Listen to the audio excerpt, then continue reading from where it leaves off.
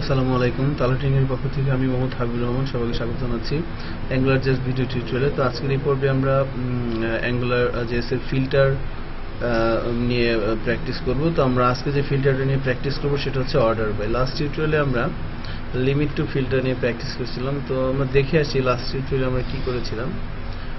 আমরা এভাবে মডেলের মাধ্যমে কিছু ডেটা তৈরি করে সেগুলোকে আমরা ভিউয়ের মধ্যে ডিসপ্লে করেছিলাম এবং এখানে আমরা দেখতে পাচ্ছিলাম select row number to display. So আমরা এখানে রো নাম্বার 2 এর জন্য দুটো দেখাচ্ছিলাম। যদি বাড়াই কমাচ্ছি তাহলে কমে যাচ্ছে, আবার যদি রো নাম্বার বাড়ায় তাহলে বেড়ে যাচ্ছে।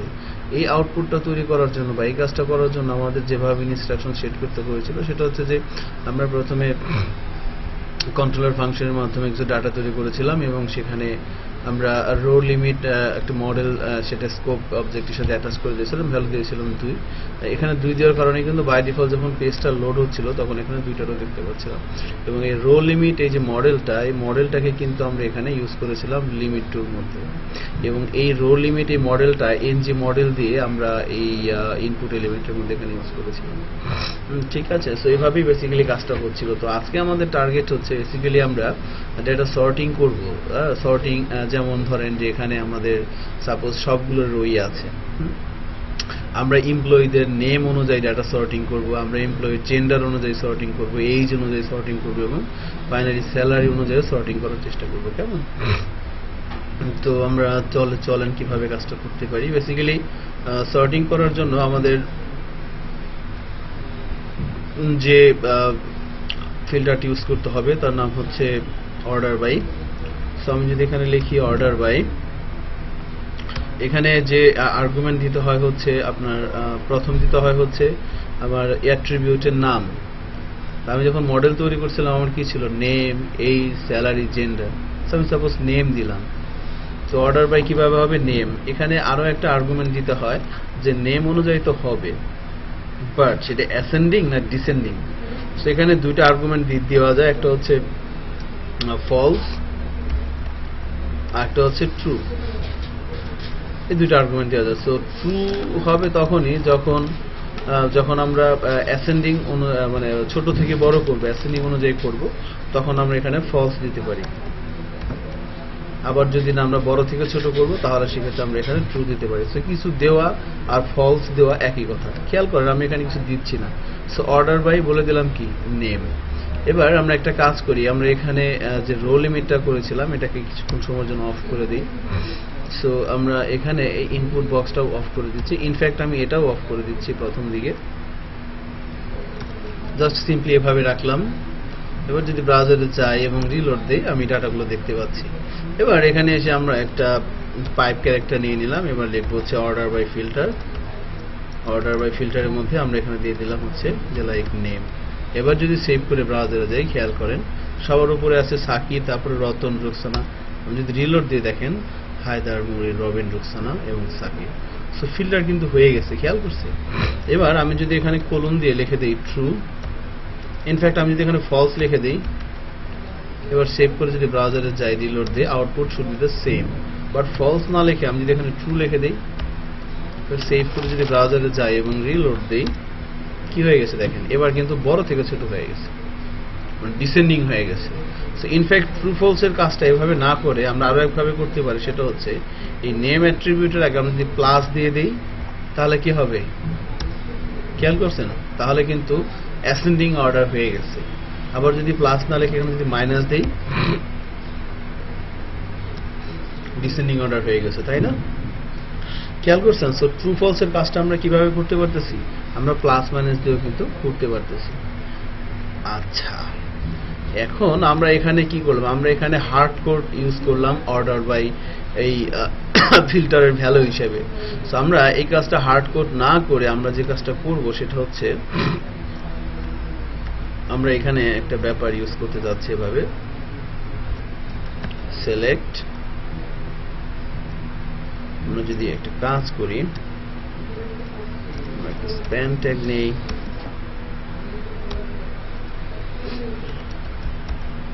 সিলেক্ট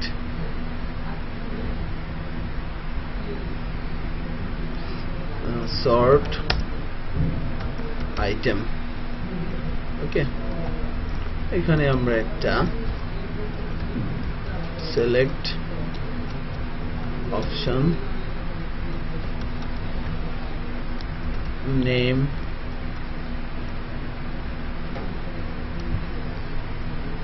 নেমের পরে কি ছিল মডেলের মধ্যে এই স্যালারি জেন্ডার নেম দিয়ে দিলাম এইজ স্যালারি জেন্ডার।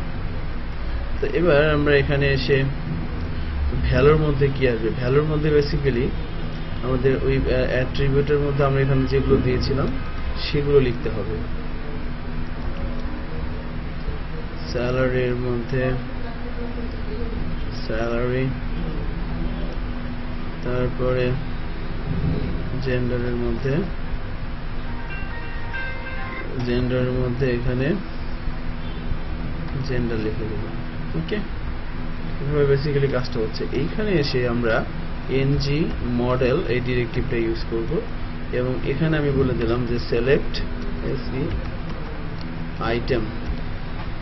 ওকে, সিলেক্ট আইটেম বলে দিলাম। এবার এই সিলেক্ট আইটেম এই মডেলটা কিন্তু আমাকে ইনিশিয়ালাইজ করতে হবে এখানে স্কোপ অবজেক্টের সাথে। সো স্কোপ অবজেক্টের সাথে আমি সিলেক্ট আইটেম ইনিশিয়ালাইজ করে দিলাম। বাই ডিফল্ট এখানে বলে দিলাম যে ধরেন নেম, অর্থাৎ যখন আমার পেজটা প্রথম রেন্ডার হবে তখন সিলেক্ট আইটেম হিসেবে আসবে কি নেম, তাই না? সিলেক্ট আইটেম হিসেবে আসছে কি নেম। এবার আমি যদি এই যে মডেলের মধ্যে যেটা দেওয়া হয়েছিল আমি এখানে হার্ড কোডে এভাবে না লিখে এখানে এটা দিয়ে দিচ্ছি, অর্ডার বাই কি বলে দিলাম নেম। এবার আমরা যদি ব্রাউজারে যাই এবং রিলোড দেই, চেক করি কি অবস্থা আসে।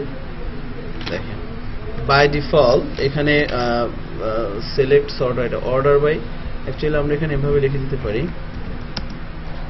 Sort by name, sort name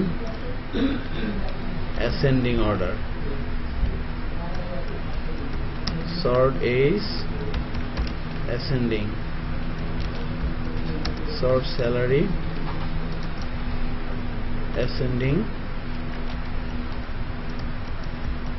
sort সবগুলোকে আমরা অ্যাসেন্ডিং অর্ডারে প্রথমে সর্ট করব। সো দেখেন এখানে নেম অনুযায়ী কিন্তু সে বাই ডিফল্ট সর্টিং করে দিয়েছে ডাটাগুলোকে।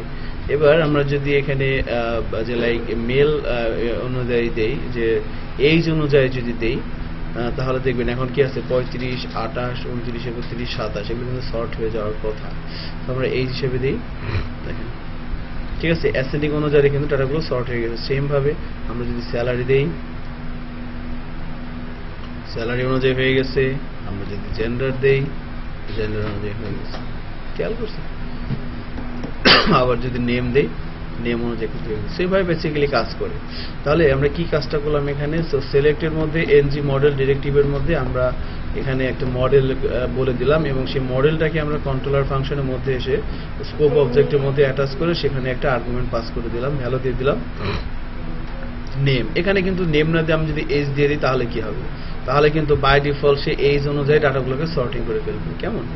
সো এবার আমরা এখান থেকে পাইপ ক্যারেক্টারের মাধ্যমে অর্ডার বাই ফিল্টারটা ইউজ করলাম এবং সেখানে এই সিলেক্ট আইটেম এই মডেল এনজি মডেলের মধ্যে আমরা যে মডেলটা ইউজ করতেছিলাম সেই মডেলটাকে এখানে বলে দিলাম হার্ড কোড না বলে। তাহলে কিন্তু এই মডেল থেকে একটা একটা করে ইনফরমেশন এখানে আসবে এবং সেটা ডিসপ্লে হবে। সবগুলো এভাবে এনজি রিপিট লুপিং থ্রোর মাধ্যমে ডিসপ্লে হবে এবং সেখান থেকে সে অর্ডার বাই মানে সর্ট করবে কিভাবে, সিলেক্ট আইটেম অনুযায়ী। সিলেক্ট আইটেমের মধ্যে কি বলা আছে এখানে, নেম, এইজ, স্যালারি, জেন্ডার সবগুলো কিভাবে বলা আছে অ্যাসেন্ডিং অর্ডারে, এবং এভাবে আমি দেখতে পাচ্ছি কিন্তু বাই ডিফল্ট নেম এইজ হিসেবে বলছি। এখন মনে করেন সাপোজ আমি নেম আর এইজ চাচ্ছি হচ্ছে অ্যাসেন্ডিং, আর স্যালারি আর জেন্ডার চাচ্ছি হচ্ছে মনে করেন ডিসেন্ডিং। তাহলে আমি এখানে যদি বলি sort salary DESC, sort gender DSC. এবার সেভ করে যদি ব্রাউজারে যাই, রিলোড দিই, এবার মনে করেন এখানে এসে সর্ট স্যালারি ডিএসসি দিলাম, কাজ করতেছে? দেখেন কাজ কিন্তু করতেছে না।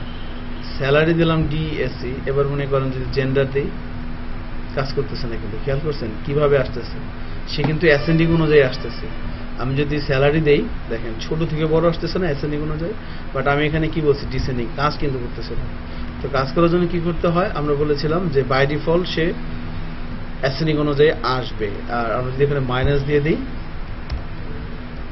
তাহলে কিন্তু ডিসেন্ডিং অনুযায়ী আসবে। এবার খেয়াল করেন আমি স্যালারি এবং জেন্ডার এই অ্যাট্রিবিউট এইভাবে যখন ডাটাগুলোকে সাজাবো তখন আমরা ডিসেন্ডিং অনুযায়ী সাজাবো। এর জন্য আমরা ভ্যালুতে এসে মাইনাস দিয়ে দিলাম। এবার যদি সেভ করে ব্রাউজারে যাই এবং রিলোড দিই, দেখেন নেম বাই ডিফল্ট ছোট থেকে বড় আসতেছে, এইজ এটাও ছোট থেকে বড় আসতেছে, বাট যখন আমি স্যালারি দিব এটা কিভাবে আসতেছে, বড় থেকে ছোট।